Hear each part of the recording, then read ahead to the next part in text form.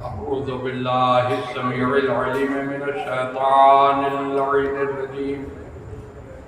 बिस्मिल्लाहिर रहमानिर रहीम।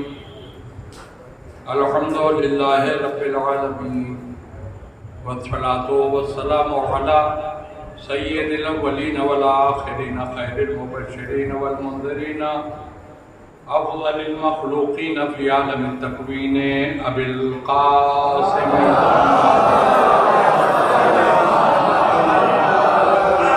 व आलिहि तय्यबीन ताहिरीन अल मअसूमीन अल मज़लूमीन व लअनतुल्लाहि अला अदाइहिम अजमईन मिन लैलना हाज़ा इला यौमिद्दीन।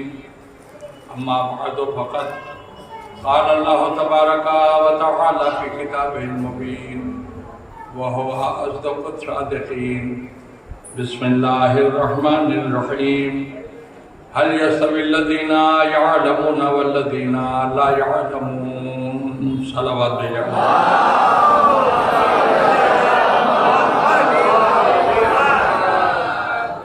मोहतरम और मुअज़्ज़म सामीन, आगाज़ कलाम से पहले गुजारिश है कि एक मरतबा सूरह हमद और 3 मरतबा सूरह कुल वल्लाह की तिलावत फरमाकर मंजूर हुसैन इब्न हैदर हुसैन, तनवीर अब्बास इब्न मंजूर हुसैन, सफदरी बेगम बिनते अमीर हुसैन, उन सारे मज़लूमीन को मैंने हासिल किया। इस आयत के ज़रिए परवरदिगार हमसे और आप सब से एक सवाल करा, क्या वो लोग कि जिनके पास इल्म है और वो लोग कि जिनके पास इल्म नहीं है बराबर हैं? देखिए, सवाल करने वाला कोई भी हो, सवाल किसी से भी किया जा रहा हो, 2 नौइयतें ऐसी हैं जिनमें किसी एक नौइयत का हर सवाल के साथ होना जरूरी है। या तो सवाल करने वाला सवाल के जरिए अपने इल्म में इजाफा चाहता है, या फिर सवाल करने वाला सवाल के जरिए मुखातब के इल्म में इजाफा चाहता है। अगर सवाल करने वाला महदूद इल्म का मालिक है तो ज्यादा इम्कान है कि उसका सवाल अपने इल्म के इजाफे के, लेकिन अगर सवाल करने वाला लामहदूद इल्म का मालिक हो तो फिर उसका सवाल कभी अपने इल्म में इजाफे के लिए नहीं होता, मुखातब के इल्म में इजाफे के लिए। क्या साहिबान इल्म और जिनके पास इल्म नहीं है वो बराबर हैं? ये सवाल अगर किसी मुल्ला का होता तो हम सोच सकते थे कि इसे खुद नहीं मालूम शायद कि साहिबान इल्म का मकाम क्या है और जिनके पास इल्म नहीं है उनका दर्जा क्या है, इसलिए सवाल कर रहा है। लेकिन सवाल करने वाला वो अल्लाह है जिससे बड़ा कोई अलीम नहीं, जिससे ज्यादा कोई खबीर नहीं। तो जाहिर सी बात है, अगर अल्लाह सवाल कर रहा है तो अपने इल्म में इजाफे के लिए नहीं, जिनसे सवाल किया जा रहा है उनके इल्म में इजाफे के लिए। गोया परवरदिगार इस सवाल के जरिए दुनिया वालों को ये बताना चाहता है कि जिन लोगों के पास इल्म है उनका मकाम अलग है और जिनके पास इल्म नहीं है उनका दर्जा अलग है। देखिए, एक लफ्ज है आलिम, मगर सवाल यह है कि आलिम कैसे किसे? लिबास से कोई आलिम नहीं होता। जैसे गधे को शेर की खाल उड़ा देने से गधा शेर नहीं होता।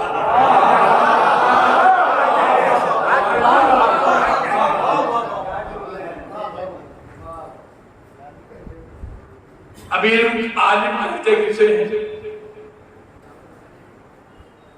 ये हमारे नबी ने बताया। पैगंबर इस्लाम की हदीस मुबारका है,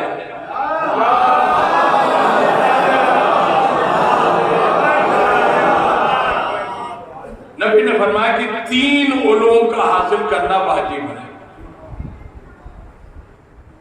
इल्म कुरान, इल्म हदीस इल्म फ़िक़्ह, और इन 3 उलूम में से एक इल्म भी अगर किसी के पास है तो वो आलिम है।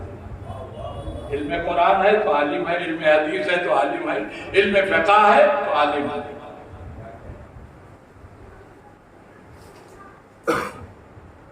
अब नबी तो कह के चला गया कि 3 उलूम का हासिल करना वाजिब है, जिनमें पहला इल्म कुरान है। अब सवाल यह है कि ये इल्म कुरान हमें मिलेगा कहाँ? दुनिया के किसी इंसान की लिखी हुई किताब होती तो हम उसके सामने पहुंचते, ज़ाहिर हुआ अदब तय करके, हाथ जोड़ के उससे गुजारिश करते कि आपने जो कुछ इसमें बयान किया हमें समझा दीजिए। मगर कुरान है अल्लाह का कलाम। अब अल्लाह के कलाम का मफहूम हमें समझाएगा कौन? देखिए, किसी के कलाम को समझने के सिर्फ 2 ही रास्ते होते हैं, या तो जिसका कलाम है वो बता दे, या अगर साहिब कलाम ने किसी और को बता रखा हो तो वो बता दे। नबी ने कुरान का इल्म किया है वाजिब, तो ये पहले तरीके पर अमल करके देख लेते हैं, चल के डायरेक्ट अल्लाह ही से पूछ लेते हैं कि तूने इस किताब में क्या क्या लिख दिया। आप तैयार हैं हमारे साथ अल्लाह के चलने के लिए? जी, लेकिन सन्नाटा छा गया। वो सन्नाटा इसलिए छा गया कि हम आपको मौत की दावत देते हैं, अल्लाह के यहाँ से जाके लौटा कौन? आप कहेंगे मौलाना हमने आपको मस्जिद पढ़ने के लिए बुलाया है, अपने को मरवाने के लिए नहीं बुलाया। अल्लाह के यहाँ से जाके आज तक कोई लौटा हो तो बताइए। इसका मतलब डायरेक्ट है अल्लाह से इल्म कुरान नहीं लिया जा सकता। तो अब फिर दूसरा तरीका है कि अगर अल्लाह ने किसी को इल्म कुरान दे दिया हो तो उससे चल के पूछते। मगर मुश्किल यह है कि अल्लाह से इल्म कलाम कुरान लेगा तो इलाही जलवों को बर्दाश्त करने की ताकत मूसा तक के में नहीं है। नहीं पहुंचा जाए ना आपका। मूसा को हे दूर पर गए थे, बिजली चमकी, कौम जल के खाक हो गई, मूसा बेहोश हो गए। नबी थे, मरे नहीं, लेकिन बेहोश तो हो गए। तो इलाही जलवों को बर्दाश्त करने की ताकत जब मूसा जैसे नबी में नहीं है तो अल्लाह इनमें कुरान देगा किसी? कोई है जो इलाही जलवों को बर्दाश्त कर सके? बोलिए, नहीं है। मगर कुरान कहता है कि है। पढ़िए सूरह रहमान, बिस्मिल्लाहिर्रहमानिर्रहीम। अल्लमल कुरान खलक़ल इंसान अल्लमहुल बयान। पढ़ाया कि नहीं? अल्लमल कुरान, अल्लाह कह रहा हमने कुरान पढ़ाया है। तो जब अल्लाह दावा कर रहा है कि हमने कुरान पढ़ाया है तो पढ़ाने वाले को उस्ताद कहते हैं। अल्लाह उस्ताद है, अपनी उस्तादी का जिक्र कर रहा है तो उस्ताद बगैर शागिर्द के नहीं होता। कोई तो है जिसे अल्लाह ने पढ़ाया, कोई तो है जिसे अल्लाह ने पढ़ाया है, वरना वो अल्लाह कुरान न कहता। अभी अल्लाह का पढ़ाया हम कहाँ ढूंढने जाएं? अब मेरठ में मुसलमानों की आबादी माशाल्लाह से बहुत अच्छी है। एक एक मुसलमान से पकड़ के पूछे तुम में से किसी को अल्लाह ने पढ़ा के भेजा है? हर मुसलमान के सिर्फ 3 जवाब होंगे। हमने फला हाफिज जी से पढ़ा, हमने फला कारी जी से पढ़ा, हमने फला मौलवी साहब से पढ़ा। चौथा कोई जवाब नहीं। पूरी दुनिया के मुसलमानों से पूछे यही जवाब मिलेंगे।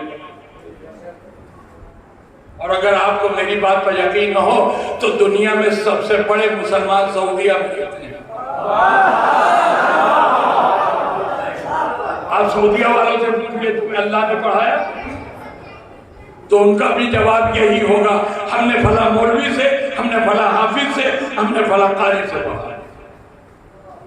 तो पूरी दुनिया में आपने पूछ लिया, कोई अल्लाह का पढ़ाया नहीं। और अल्लाह कह रहा अल्लाह कुरान, हमने कुरान पढ़ाया।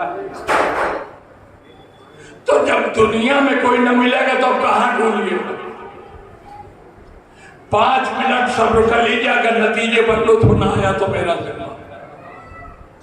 जब दुनिया में कोई न मिला तो हमने कहा थोड़ा सा आगे बढ़ो, ये दुनिया वाले जो हैं इनसे जो बुलंद लोग हैं उनमें ढूंढ लो। तो सवाल आया कि ये दुनिया वालों से बुलंद कौन लोग हैं? हमने कहा 4 इमाम, 12 नहीं। अगर 12 इमामों की बात करोगे दुनिया कहेगा देखा कितना चालाक मौलवी है, अपने मसले को अपने ही अकीदे से हल कर। तो ये मुसलमान जिन्हें इमाम मानते हैं उनसे पूछे देखिए, अरे इमाम अबू हनीफा आप अल्लाह के पढ़ाए का नहीं? अरे इमाम अहमद इब्न हंबल क्या आप अल्लाह के पढ़ाए का नहीं? अरे इमाम शाफई आप अल्लाह के पढ़ाए का नहीं? इमाम मालिक क्या तुम्हें अल्लाह ने कुरान पढ़ाया का नहीं? लीजिए ये 4 इमाम भी नहीं कर रहे हैं। अब अल्लाह का पढ़ाया कहाँ मिलेगा? हमने कहा एक कदम और आगे बढ़ जाइए, इन इमामों से बड़े जो लोग हैं उनसे पूछ लीजिए। दुनिया का सवाल है इन इमामों से बड़ा कौन है? हमने कहा 1,24,000 अंबिया इन इमामों से बड़े। इनमें से पूछिए देखिए शायद कोई अल्लाह का पढ़ाया मिल जाए। मगर भाइयों बड़ी मुश्किल है, ये अंबिया हैं 1,24,000, एक एक से पूछने चले अगर हम तो अगले साल की 19 सफर आ जाए। और हमको जो कुछ पढ़ना है इसी घंटे 1.25 घंटे के अंदर। अब तो आप समझ लीजिए ना कि हम ज्यादा देर नहीं सताएंगे, तो फिर सलावत भेजिए मोहम्मद वाले।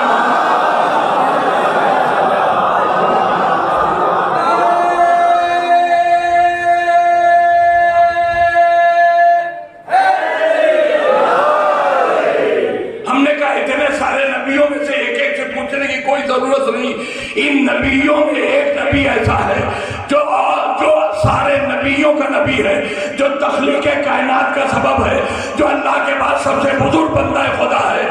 जाहिर से बात है अल्लाह से पढ़ने का सबसे ज्यादा हक इसी को है। अल्लाह से सबसे ज्यादा पढ़ने का हक इसी को है। तो चलिए मदीना चलते हैं, सरकार मदीना की चौखट पर उन्हें आवाज देकर उनसे पूछ लेते हैं, ए अल्लाह के रसूल क्या आपको अल्लाह ने कुरान पढ़ाया? बहुत तवज्जो दीजिएगा। हमने रसूल को आवाज दी, हमने उनसे सवाल किया जरा बताइए कि आप अल्लाह के पढ़ाए हैं? नबी का जवाब आने नहीं पाया, देवबंद से जवाब आया ये तो जिब्रील के पढ़ाए हैं। एक सलावत भेज दीजिए मोहम्मद वाले।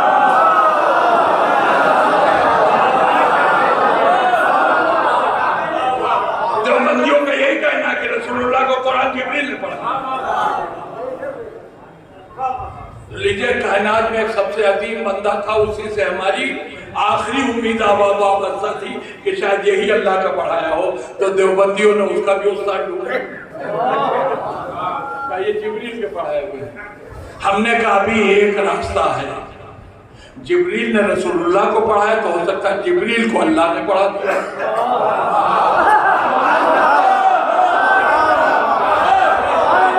मगर अब जो बात कहने जा रहा हूं उसे समझदार समझेगा, पढ़ा लिखा समझेगा, जिसके पास इल्म नहीं वो नहीं समझेगा।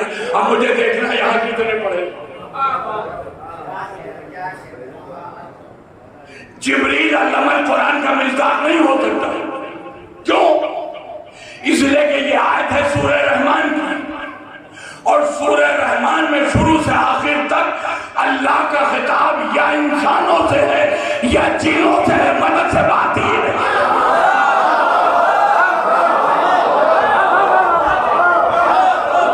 तो फिर अल्लाहुल कुरान का मिज़दाक जिब्रील नहीं हो सकता। लीजिए अब तो कोई रास्ता बचा ही नहीं, कहाँ ढूंढिएगा। अच्छा बात बुरा न माने तो मैं एक बात कहूं, जो वाकयान उलमा होते हैं उन पर हमारी जाने कुर्बान, मगर कुछ हमारे ऐसे होते हैं कि जो होते नहीं है कहे जाते हैं। देखिए बिल्कुल सच्चाई बयान कर रहा हूं।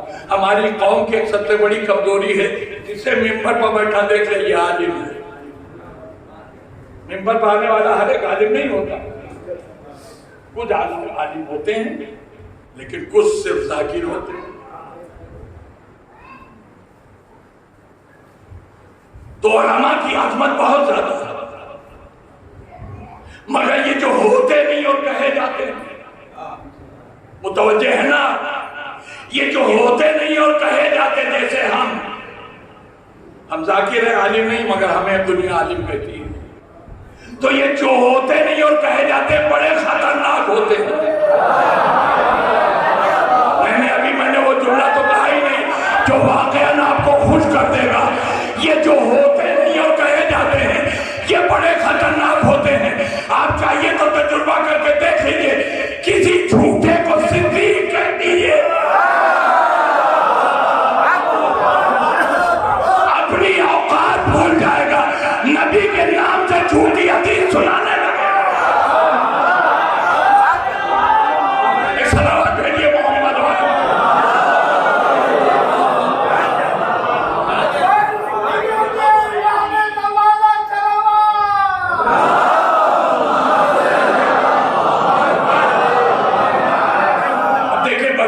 मैंने ये ऐलान कर दिया मैं आलिम नहीं, मगर लोग कहते हैं तो मैं हूं नहीं कहा जाता। और इन कहे जाने वालों की एक पहचान बता रहा हूं, ये मौका मिल जाए तो फायदा उठाने से चूकते नहीं है। कौम जहन्नम में जाए इनका फायदा होना चाहिए।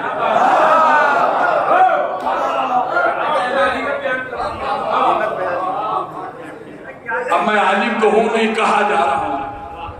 हमने देखा कि मेरठ वालों को अल्लाह का पढ़ाया नहीं मिला, हमने सोचा मौके से अपनी फायदा उठा लेते हैं। हमने आवाज दी मेरठ वालों जमा हो जाओ, हम तुम्हें बताएंगे अल्लाह का पढ़ाया कौन है। अब सारा शहर जमा हो गया, हम तो ढूंढ ढूंढ के थक गए ये कहां से लाए अल्लाह का पढ़ाया। जब सब जमा हो गए हमने कहा बहुत गौर से सुनो, हम बता रहे अल्लाह का पढ़ाया कौन है। सबने कहा जल्दी बताइए। हमने कहा वो कोई और नहीं है, हम हैं, हम हैं अल्लाह के पढ़ाए। का मौलाना 4 मजलिसें क्या हमने पढ़ा लिया, आप अपनी हद से निकल गए। हम आपकी मजलिस में दिल बढ़ाने के लिए वाह वाह कर देते तो आप समझते कि आप इतने बड़े हो गए कि आप जो कुछ कहिएगा हम सब मान लेंगे। हम आपको अल्लाह का पढ़ाया नहीं मानेंगे। हमने कहा क्यों ना मानिएगा, हमें पूरा कुरान में तर्जुमे के ज़बानी याद है। कि आपको कुरान ज़बानी याद है ना, आज से हम आपको हाफिज जी कहेंगे।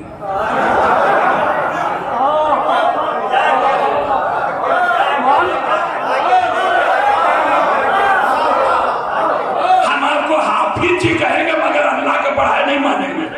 हमने कहा क्यों? का 99% आपकी दाढ़ी सफेद होती, आप 70 के आसपास लगते हैं। तो 70 साल की उम्र में अगर कोई कुरान ज़बानी सुना रहा हो तो ये इस बात की दलील नहीं कि अल्लाह का पढ़ाया, कहीं से पढ़ के आया बेवकूफ बना रहा। हमने कहा अच्छा हमारी उम्र 70 के करीब है, हमें कुरान ज़बानी याद है मगर आप अल्लाह का पढ़ाया तो मानेंगे। तो अगर हम 60 साल पहले यहाँ आए होते और आपको कुरान ज़बानी सुनाते तो आप मान लेते कि हम अल्लाह के पढ़े हैं। क्या तब भी न मानते, इसलिए कि 60 साल पहले भी आपकी कम से कम उम्र 10 साल जरूर रही होगी और अक्सर ज़हीन बच्चे 10 साल में भी हाफिजा कर लेते। हमने कहा तो भाई एक बात बताओ, हम किस उलूम में तुम्हें कुरान सुनाएं कि तुम हमें अल्लाह का पढ़ाया मान लो। पता नहीं आप सो रहे हैं कि जग रहे हैं। मजमे ने आवाज दी मौलाना अगर आपको यही शौक है कि हम आपको अल्लाह का पढ़ाया माने तो फिर ऐसी उम्र में कुरान सुनाइए जिस उम्र में किसी से पढ़ा ना जा सके।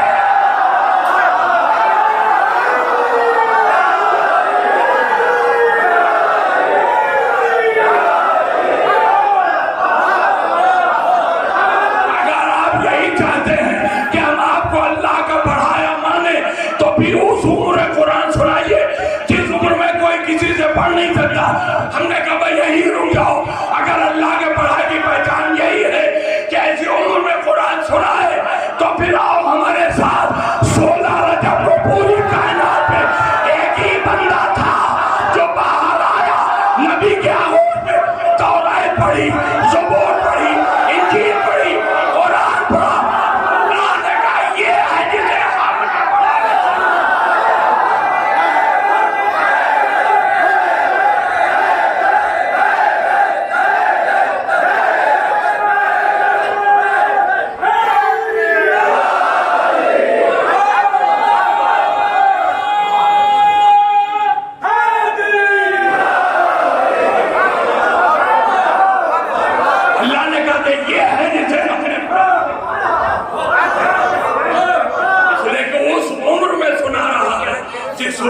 कोई किसी से पढ़ नहीं सकता।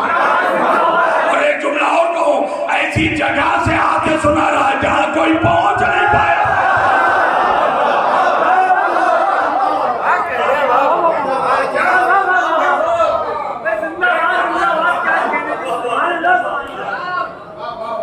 देखिए, ये मेरी सहनी परवाह थी कि मैं आपको वहां तक ले आया जहां अल्लाह का बड़ा मिले।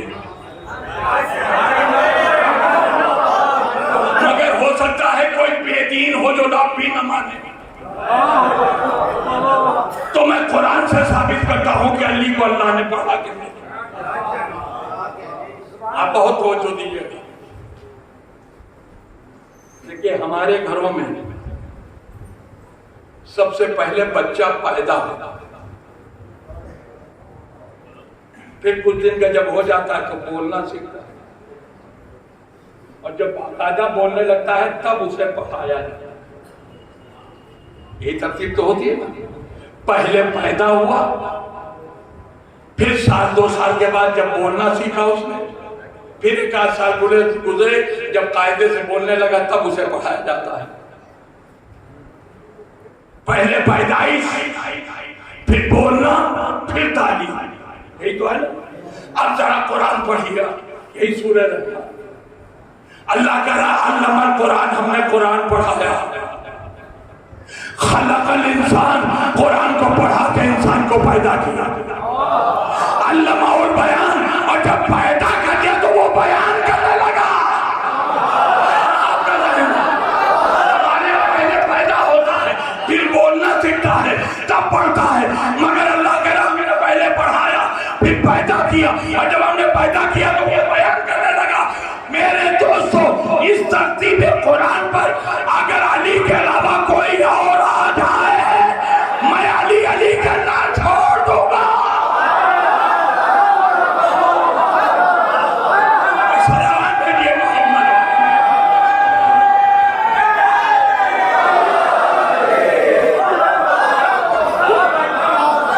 लाओ तो कोई ऐसा, जैसे अल्लाह ने पहले पढ़ाया, फिर पैदा किया, और फिर उसे बयान करना चाहिए।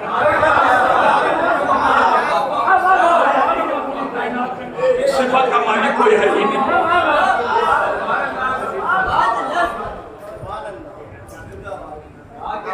इसका मतलब है कि मेरा मौला अली वो है जिसे अल्लाह ने पढ़ा के। तब नबी ने कहा इल्म कुरान हासिल करो, तो अल्लाह से डायरेक्ट ले नहीं सकते, जाओ अली के पास। अच्छा, अली से इल्म हासिल करना तो उन्हें उस्ताद मानो, अपने को शागिर्द को। और एक बात याद रखे, शागिर्द अगर उस्ताद से इल्म चाहता तो मोहब्बत से इल्म मिलेगा, एहतराम से मिलेगा, शराफत के साथ मिलेगा।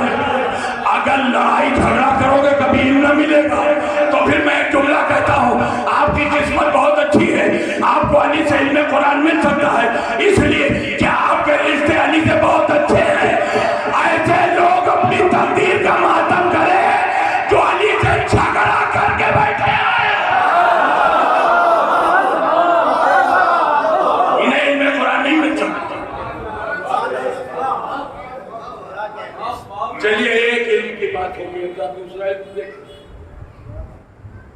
दूसरा इल्म जो मेरे नबी ने वाजिब किया वो है इल्म हदीस। हदीस के लफ्जी मानी है बयान की हुई बात, कही हुई बात। क्या माने हैं हदीस के? कही हुई बात, बयान की हुई बात। तो अगर हर एक की कही हुई बात हदीस है, तो फिर जो मैं कह रहा हूं मेरी हदीस है। अब बताइए, आप में से कोई है जो कल कहे रसूलुल्लाह की ये हदीस, मौला अली की ये हदीस और रिजवान साहब की ये हदीस? कोई कहेगा? नहीं कहेगा। इसका मतलब हदीस के लफ्जी माना कहीं भी बात है, हकीकी माना कुछ और। अब हकीकी माना तो आप खुद बता देंगे। इधर हमने कहा लफ्ज हदीस, ईमानदारी से बताइए आपका जहन मासूमी की तरफ गया कि नहीं? इसका मतलब है कि कही हुई बात हर एक की नहीं, हदीस का मतलब है मासूम की कही हुई बात। जो अब ये जो रसूलुल्लाह ने कहा ना कि इल्म हदीस हासिल करो, उसका मतलब यह था कि जो मैं कह के जा रहा हूं उसका इल्म हासिल करो। अब सवाल यह है कि ये नबी की कही हुई बातों का इल्म हमें कौन देगा? नबी तो कह के चले गए कि हम जो कह के जा रहे हैं बातों का इल्म हासिल करो, तो मैं नबी की कही हुई बातों का इल्म हमें कौन देगा? मैं बताऊं कौन देगा? देखिए, हम जब मिंबर पर आए तो जितने लोग अब हैं इतने उस वक्त नहीं थे। कोई 5 मिनट के बाद आया, कोई 10 मिनट के बाद आया, कोई 15 मिनट के बाद आया। होता है ऐसा, हर जगह होता है। अब मान लीजिए एक बेचारा है जो किसी वजह से आ ही नहीं पाया, मगर उसे फिक्र है कि रिजवान साहब ने पढ़ा। अब जब मजमा यहां से निकलने लगा तो उन्होंने एक साहब का बाजू पकड़ लिया, भाई आप मस्जिद गए थे? कहाँ गए थे? कहा ये बताइए रिजवान साहब ने आज पढ़ा? तो उनका जब हम पहुंचे तो वो ये बात कह रहे थे। उसने फौरन सवाल किया, हम पहुंचे क्या मतलब? अरे भाई हम कुछ काम में फंसे थे, थोड़ा सा लेट हो गए, 10 मिनट के बाद। तो क्या इसका मतलब तुमने पूरी तकरीर नहीं सुनी? कहा ये बात तो सच है कि हमने पूरी नहीं सुनी। तो उसने कहा तुम हमारे लिए बेकार हो, जब तुमने पूरी सुनी ही नहीं तो बताओगे।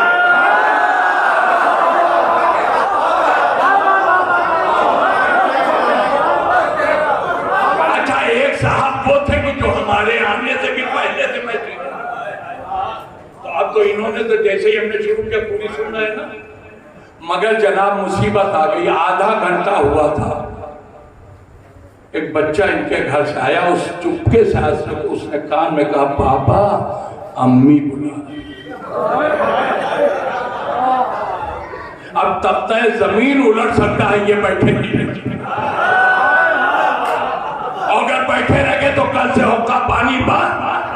हमने बुलाया है नहीं, तब ये तो गए। अब ये उससे मिल गए जो बेचारा नहीं आ पाया था।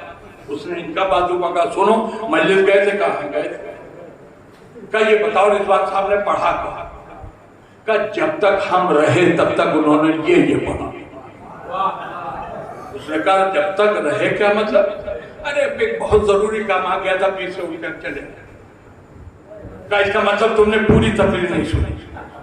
कहा पूरी तो नहीं सुनी। कहता तुम भी हमारे लिए बेकार हो, जब पूरी सुनी नहीं तो हमें क्या सुना होगा? नबी ने कहा इल्मे कुरान हासिल करो, इल्मे हदीस हासिल करो। अब ये इल्मे हदीस कौन देगा हमें? वो नहीं दे सकता जो 40 साल के बाद ईमान लाया। जब आया ही लेट, तो नबी ने इनके आने से पहले क्या क्या कह दिया इन्हें पता ही नहीं, और वो भी नहीं दे सकता जो खैबर में भाग के काफिर हो गया।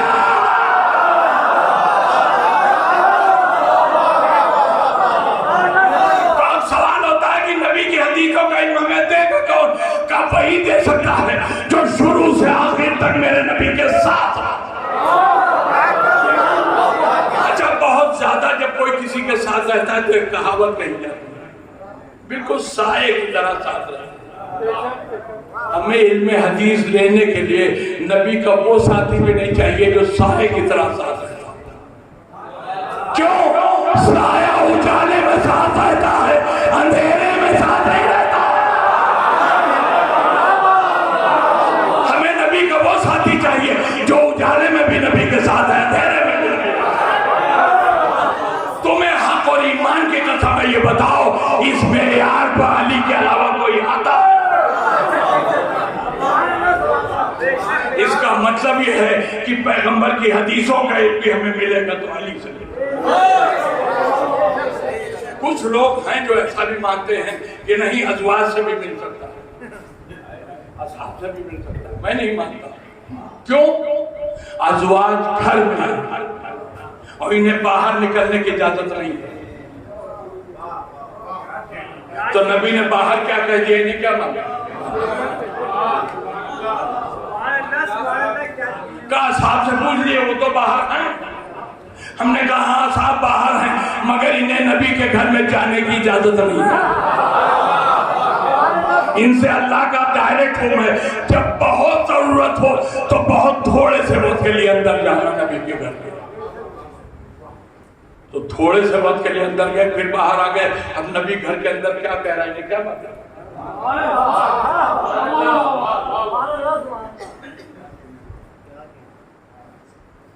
अच्छा एक बात और है, मैं तकरीर कर रहा हूं, आप सब हमारे सामने बैठ के सुनिए। आप बाहर निकले और एक साहब ने कहा आपने पूरी तकरीर सुन ली? आपने कहा हाँ। कहा हमें सुनाइए, हमें सुनाइए क्या पढ़ा है? दावा है जितनी लफ्ज़ें मैंने इस्तेमाल की वो लफ्ज़ें आपको याद नहीं रहे, जितने हमने जुमले बोले हैं वो आपको सब याद नहीं रहे, कुछ न कुछ चेंज जरूर हो। इसलिए कि अल्लाह ने वो हाफिजा दिया ही नहीं कि किसी की तकरीर सुन के लफ्ज़ बलफ्ज़ याद कर लिया।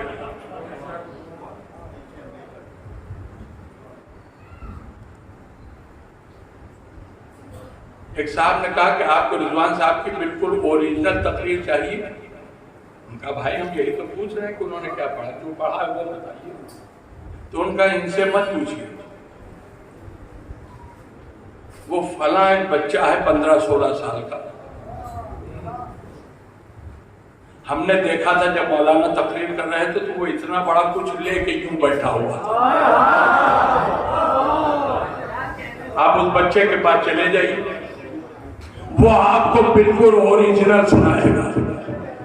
अब अगर आप उस बच्चे के पास चले गए, मैं जुमला कह रहा हूं, पता नहीं आप समझेंगे कि नहीं, आप उस बच्चे के पास चले गए हमें ओरिजिनल तकरीर सुनाओ, अब मेरठ के सारे बुढ़े नाराज हो जाएं कि हमारे सामने इस लड़के से क्यों पूछा, तो वो यही तो जवाब देगा हमने इससे नहीं पूछा कि जो बच्चे से मिल गया बुढ़े से नहीं मिला।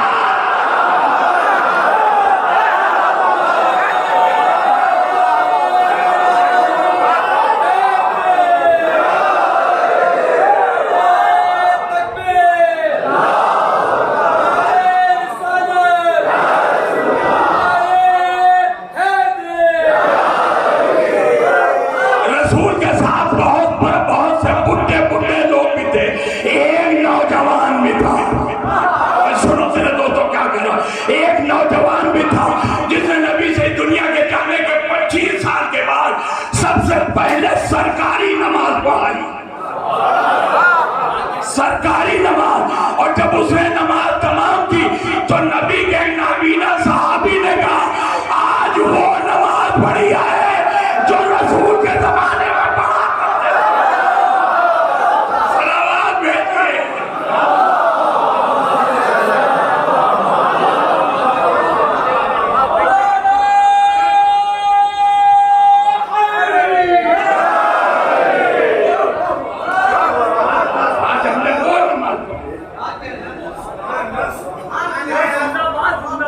तो जो बुढ़े से नहीं मिला इस नौजवान से मिल गया। तो इल्मे हदीस मौला ने अब एक दिन बचा, इल्मे फिक़ा। अब छोटा मुंह बड़ी बात, मैं आलिम हूं नहीं जो फिक़ा पे तबसरा करूं, लेकिन इतना मुझे मालूम है फिक़ा बज़ाते खुद किसी इल्म का नाम नहीं है। ये बताते खुद कोई नहीं, ये क्या है? फिक़ा कुरान और पैगंबर की हदीसों के निचोड़ करना। फिक़ा के जरिए हराम हलाल, जायज नाजायज, मुस्तहब मकरूह मुबाह, ये सब तो पता चलता है। तो कुरान में इन चीजों को बयान किया गया, और जहां पर बयान वाज़ेह नहीं था वहां पैगंबर की हदीसों ने उसे वाज़ेह किया। तो कुरान की आयतों और पैगंबर की हदीसों के निचोड़ से जो कुछ निकला उसका नाम है फिक़ा। आपका जहन पहुंचे ही नहीं वहां हम जहां ले जाना चाह रहे थे। अरे भाई, जब फिक़ा कुरान और हदीस के निचोड़ का नाम है तो जिसके पास कुरान और हदीसें होगी वही तो फिक़ा देगा। तो सीधी सी बात, कुरान है, अली के पास हदीस है, अली के पास, तो का हक है कि जब कुरान और हदीस अली के पास है तो अब जो फिक़्ह अली से ली जाए वो फिक़्ह इस्लामी है, और अगर किसी और दरवाजे से ले ली तो ये फिक़्ह इस्लामी कहीं तो जाएगी, होगी नहीं।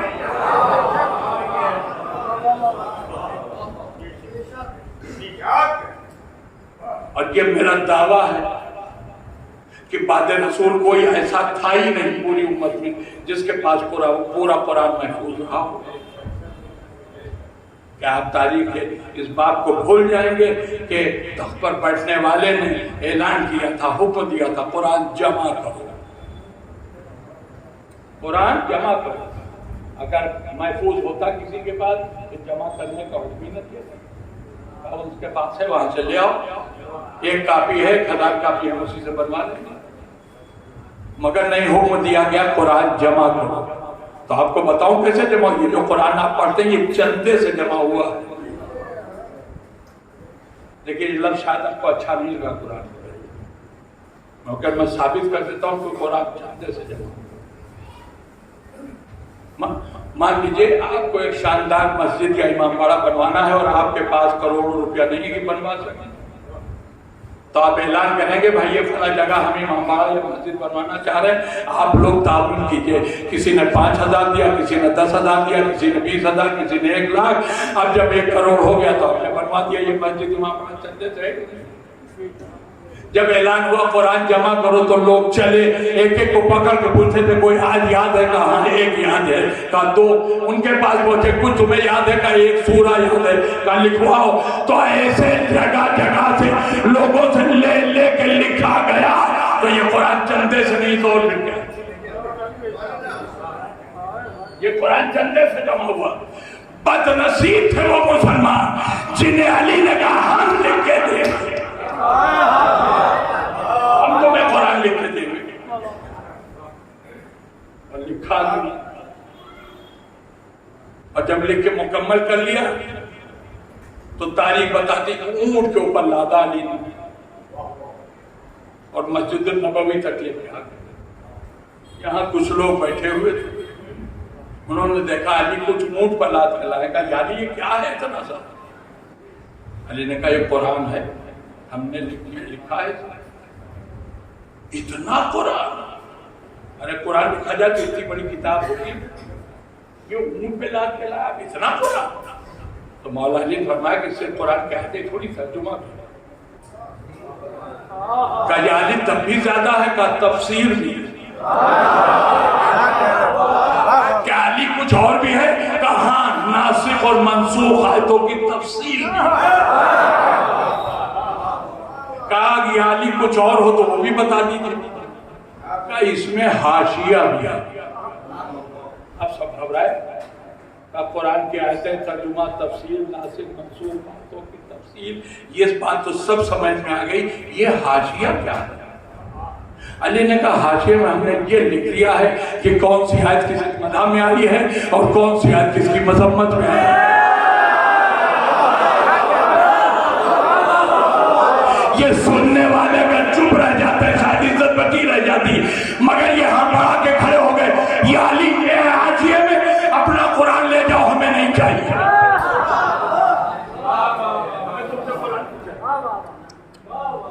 तो मौला अली ने भी बहुत सीधे साधे कह दिया ठीक है तुम्हें नहीं चाहिए तो हम लेके वापस जा रहे हैं, मगर इतना सुन लो, अब ये मेरा लिखा हुआ कुरान तुम लोग उससे पहले न देख पाओगे जब तक मेरा आखिरी वारिस पर्दे में, जब मेरा आखिरी वारिस आएगा तभी ये कुरान तुम्हें देखने। अब आज के बाद ये दिखाई नहीं। अली कुरान लेके लौट आए। इतना शरीफ बंदा खुदा कोई मिलेगा जिसने मुसलमानों की हाजत की बुनियाद पर इंतहाई मेहनत करके पूरा बजट जमा करके दिया, मगर इन लोगों ने कहा नहीं। तो अली तो इंतहाई शरीफ थे, जब लोगों ने कह दिया नहीं लेंगे तो ये अपना कुरान लेके वापस आ गए। मगर ऊपर बैठे अल्लाह ने पता देखा, मुसलमानों लानत हो तुम पर, अली ने इतनी मेहनत करके कुरान लिखा, तुमने उससे लेने को मना कर दिया। तो वो तो मेरा बड़े शरीफ बंदा था जो उसने पलट के तुमसे कुछ न कहा, मगर हम हैं अली के खुदा, तुमने अली की मेहनत पर पानी फेरा है। अब अगर हमने तुमसे बदला न ले लिया तो हम अली के खुदा नहीं है। तुम्हें कुरान चाहिए था, अली ने दिया, नहीं लिया तुमने, इसका मतलब जो तुम्हें चाहिए अगर अली देंगे तो नहीं लोगे। अब सुनो मेरा बदला, अब क़यामत में जन्नत इसी से बंटवाएंगे, लेना नहीं।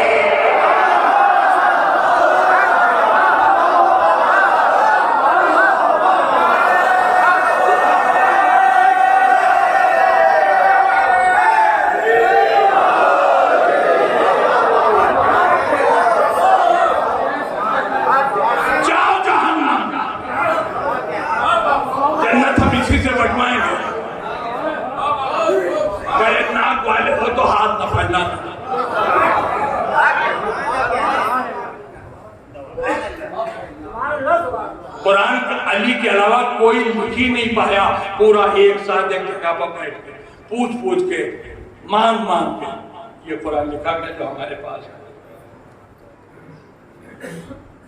तो इसका मतलब कुरान तो किसी के पास है नहीं। अब कुरान में आयतें कितनी हैं कोई बोलेगा जी? 6666। देखिए छोटा सा बच्चा बैठा, दावा है मेरा आज के बाद ये कुरान की आयतों की गिनती भूलेगा नहीं। मैं बच्चों को कुरान की आयतों की गिनती याद करने का तरीका बता रहा हूँ। हो सकता है बुजुर्ग कोई भूल जाए, ये बच्चा आज के बाद नहीं भूलेगा, जब पूछेगा वही बताएगा जो मैं बताने। आजकल टेलीफोन बहुत जोरों पर है ना, मोबाइल। हमने पूछा था भाई आप अपना नंबर बताए, उनका 66449933 होते हैं ऐसे नंबर नहीं होते हैं। आपका नंबर का 44335556। बच्चे को बता रहा हूं कुरान में कितनी आयतें हैं, 6666।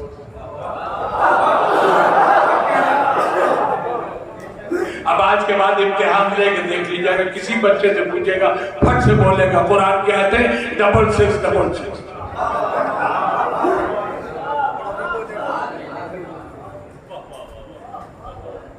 तो जितनी कुरान की आयतें हैं उसकी कई गुना पैगंबर की हदीसें हैं। मसलन कुरान की आयतें 6666 तो हदीसें 60,000। मसलन कह रहा है, सही गिनती नहीं बता रहा, लेकिन कुरान की आयतों से बहुत ज्यादा नबी की हदीसें हैं। तो जैसे 6666 आयतें न याद होंगी, उसे 60,000 हदीसें क्या याद होंगी? सिर्फ मेरा मौला है जिसके दिमाग में वो मोबाइल फिट है जो कभी मिस करता ही नहीं। इसे सारी हदीसें याद है। तो फिक़्ह कुरान और हदीस का निचोड़ ही तो है। तो इसका मतलब फिक़्ह का इल्म भी सही इल्म अगर है तो वो भी अली से मिलेगा। कुरान का इल्म मिलेगा अली से, हदीसों का इल्म मिलेगा अली से, फिक़्ह का इल्म मिलेगा अली से। अब मैंने तकरीर खत्म कर दी, मैं एक जुमला सुन लीजिए। मेरे नबी ने कहा कुरान का इल्म हासिल करो आलिम हो, हदीस का इल्म हासिल करो आलिम हो, फिक़्ह का इल्म हासिल करो आलिम हो। यानी ये इल्म जिसके पास होंगे वही होगा आलिम। और कुरान का इल्म मिलेगा अली से, हदीस का इल्म मिलेगा अली से, फिक़्ह का इल्म मिलेगा अली से। तो जिससे अली के रिश्ते अच्छे हैं उन्हीं को तो इनका इल्म मिलेगा, और जिसके अली से रिश्ते अच्छे नहीं है तो न उसे कुरान का इल्म मिलेगा, न हदीस का इल्म मिलेगा, न फिक़्ह का इल्म मिलेगा। बहुत सादा सा जुमला। तो जिसके दिल में बुग़्ज़ से अली आए वो कुछ हो जाए, आलिम नहीं हो सकता।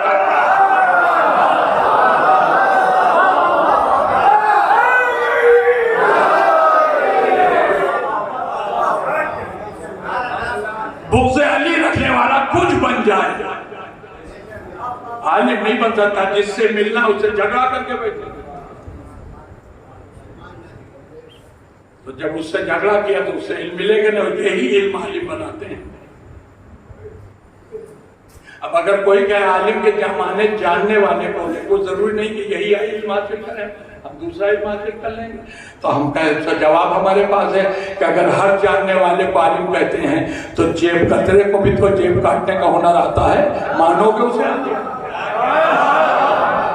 वो भी तो कुछ जानता है, जब तो इतनी सफाई से काट लेके है जेब आपकी कि आपको पता ही ना चला पैसा निकल गया, तो जानता है कि वैसे आलिम कौम जूते मार मार के कौम से बाहर निकालते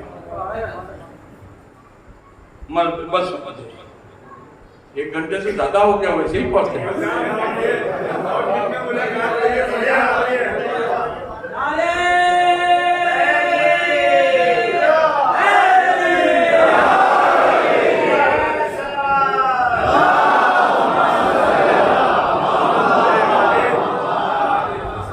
जब मैं छोटा था तो मेरे वालिद अक्सर एक बात कहा करते, ये अफगानी पठान जो होते हैं सादात की बड़ी इज्जत करते,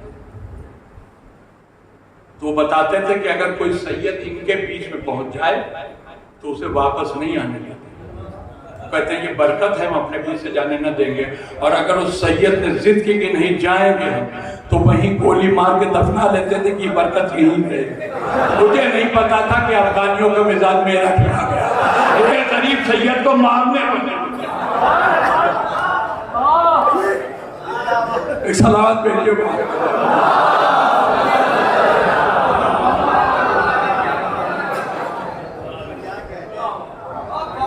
अभी कल भी पढ़ लिया, जो कुछ रह गया कल सुन।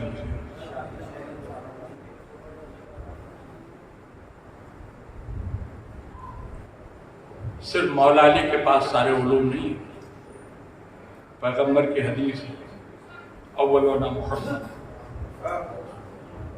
व औसतुना मुहम्मद व कुल्लुना मुहम्मद, यहाँ सब एक जैसे।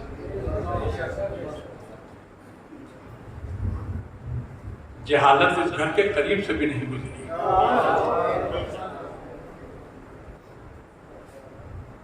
अच्छा, आपके सामने थोड़ा सा कोई पढ़ के आ गया, कितनी इज्जत करते हैं हम, हाथों को चूमते हैं, जब तक वो बैठ न जाए तब तक आप खड़े रहते हैं। ये एहतराम इल्मी तो है। थोड़ा सा इल्म जिसके पास आ गया उसका इतना एहतराम, और जिस घराने के अफराद के पास कायनात का इल्म था उनके साथ क्या हुआ?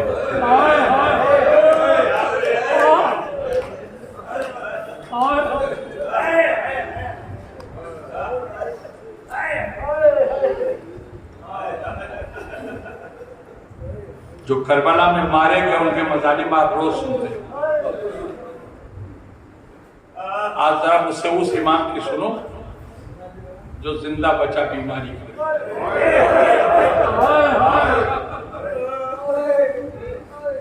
यजीद मलून को जब आले मोहम्मद से यह खतरा महसूस होने लगा कि अगर ये मेरे कैद खाने में कैद रहे तो नौहा पढ़ पढ़ के पूरे शाम को हुसैन का अज़ादार बना देगा, तो इस मलून ने अपनी हुकूमत बचाने के लिए आले मोहम्मद को रिहा कर देने का इरादा किया। मेरे बीमार इमाम को कैद खाने से दरबार एक लोहार बुलाया, इनकी हथकड़ियां बेड़ियां तौक सब काट सीने में दम हो तो सुनो। जब इस मलून लोहार ने, यजीदी लोहार ने हथकड़ी काटी तो कलाइयों का गोल जल।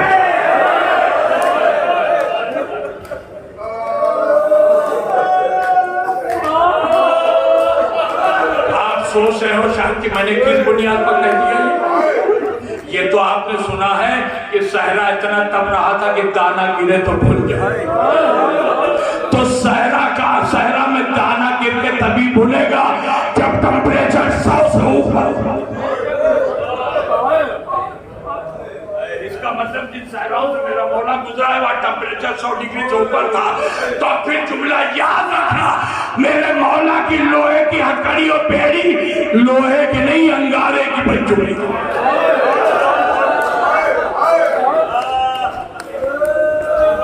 कलाइयों की गोल चल गया, और जब उसने बेड़ी निकाली तो पैरों की हड्डी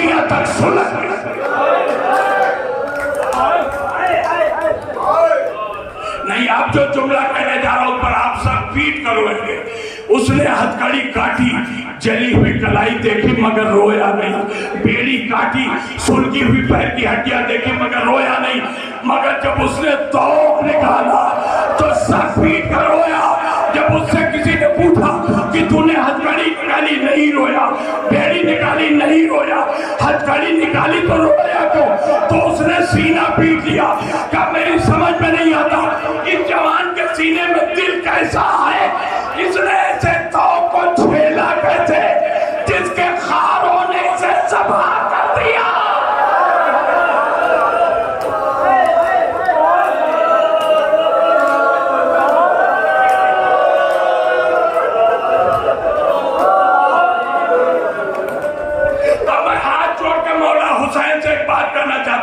मेरे आका, मैंने किताबों में पढ़ा है शिमर ने आपके गले पर 70 मरतबा खंजर फेरा। मामूली तकलीफ नहीं दे रही मेरे मौला हुसैन ने, मगर 70 मरतबा खंजर चलने में कितना टाइम लगा होगा? अरे बहुत से बहुत 1 घंटा। हाय मेरा इमाम, ये मेरे आका हुसैन, आपकी तकलीफ 1 घंटे में खत्म तो हो गई, मगर हाय मेरा चौथा इमाम 1 साल से ज्यादा ये तो गले में रहा। क्या मतलब? मेरा चौथा इमाम 1 साल तक सभा होता रहा।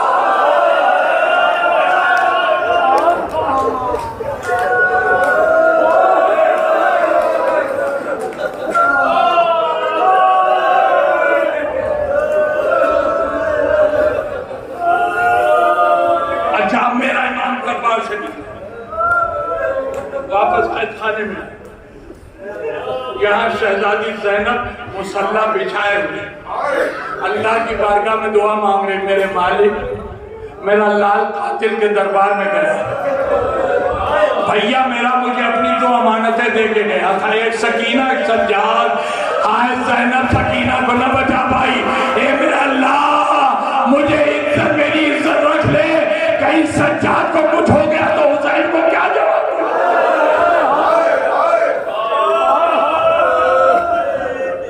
बस अभी शहजादी दुआ मांग ही रही थी कि इमाम का खाने में वापस आ। पुपी को दुआ मांगते देखा, करीब पुपी अम्मा आंखें खोलिए, आपकी दुआ कबूल हो गई, मैं जिंदा वापस आ गया। अब हाथ जोड़ के गुजारिश कर रहा हूं औलाद बाबू से, जो जुमला कहने जा रहा हूं उसे गौर से सुन लेंगे। जैसे इमाम ने आवाज दी, शहजादी ज़ैनब ने आंखें खोली, सर से पैर तक भतीजे को गौर से देखा और देखने के बाद शहजादी फरमाती, मेरे लाल, ये तेरी हथकड़ी और बेड़ी और तौक क्या हुआ? इमाम ने फरमाया, फूफी अम्मा हम रिहा हो गए। मेरी तरफ देख के जुमला सुनो। इमाम ने फरमाया, फूफी अम्मा हम रिहा हो गए। बच्चे सही लफ्ज़ रिहाई ज़ैनब ने सुना, एक मरतबा ऐसे घूम के एक छोटी सी कब्र देखी और एक जुमला कहा, हाय अब रिहाई मिली जब मेरी सकीना मर गई।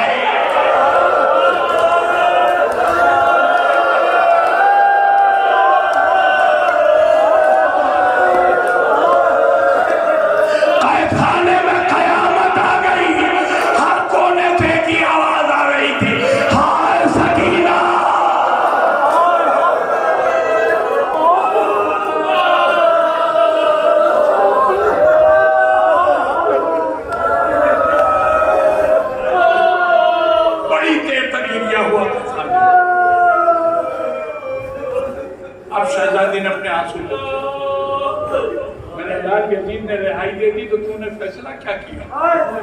का फूफी अम्मा ही मैं यजीद से कह के आया हूँ कि फैसला मेरी फूफी ज़ैनब करे। अब इख्तियार आपको ऐसा चाहिए, चाहे यहाँ रहिए, चाहे करबला जाइए, चाहे मदीना जाइए, जो आप फैसला करेंगे वही है। लाल अगर फैसला मेरे ऊपर है तो ज़ैनब कहीं नहीं जाएगी। यजीद से कहो हमारे लिए मकान खाली करें, हम अपने भैया की फर्श आज़ा बिछाएंगे, हम अपने भैया का दिल खोलकर मातम करेंगे। अभी ज़ैनब दिल खोल के रोई।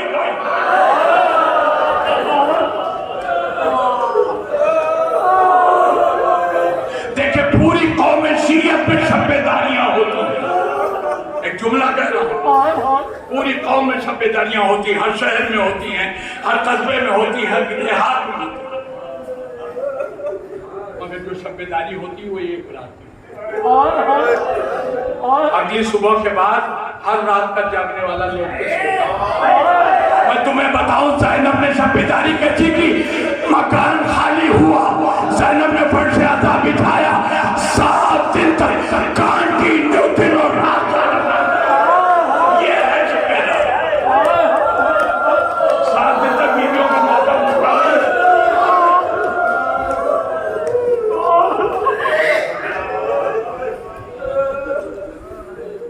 7 दिन के मातम के बाद मेरी शहजादी ने अपने भतीजे सज्जाद के जरिए फरमाइश हो, बेटा सज्जाद, यजीद से पास कहलवाओ हमारे शहीदों के सर हम दे। इमाम ने कहलाया। अब यजीद में मजाल नहीं है कि जो शहजादी कहे।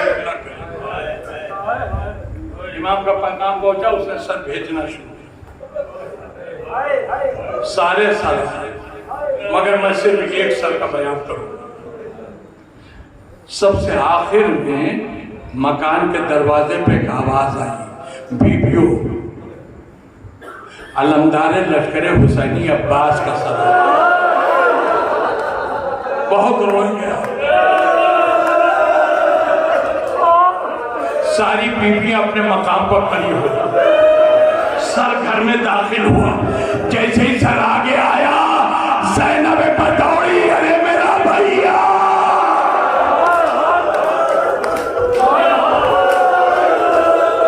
दौड़ के अब्बास के सर को हाथों में लेकर सीने से लगाया। मेरे शेर भाई, मेरे वफादार भाई, आंखें खोलो जरा, मुझसे बातें करो। अब्बास के आंखों से आंसू शुरू हो गए। लबीले शाहजादी, ये लायक नालायक गुलाम आपसे बात करने लायक नहीं रहा। अरे आपकी चादर छिन गई, मैं कुछ ना कर पाया।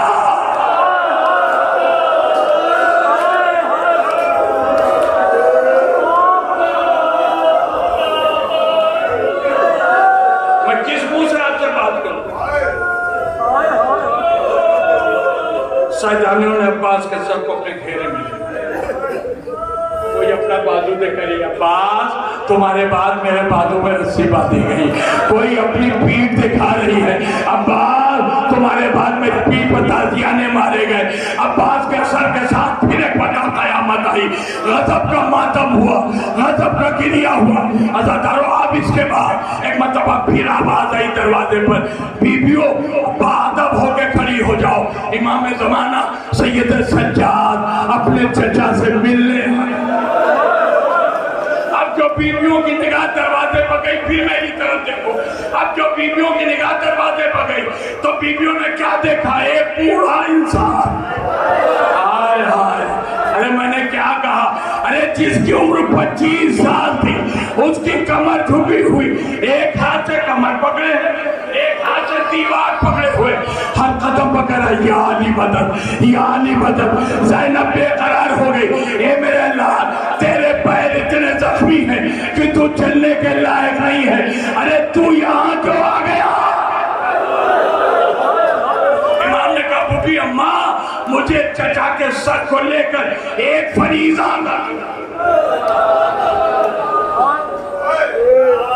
लाइए, मेरे चचा का सर मुझे। शहजादी ने भाई का सर भतीजे के हवाले कर। ज़ैनब ने सर भतीजे के हवाले किया। रावी कहता है, भतीजे ने चचा के मुंह पे मुंह रखा और पता नहीं क्या कह दिया। चचा भी रोया, भतीजा भी रोया। थोड़ी देर दोनों मिल के रोए।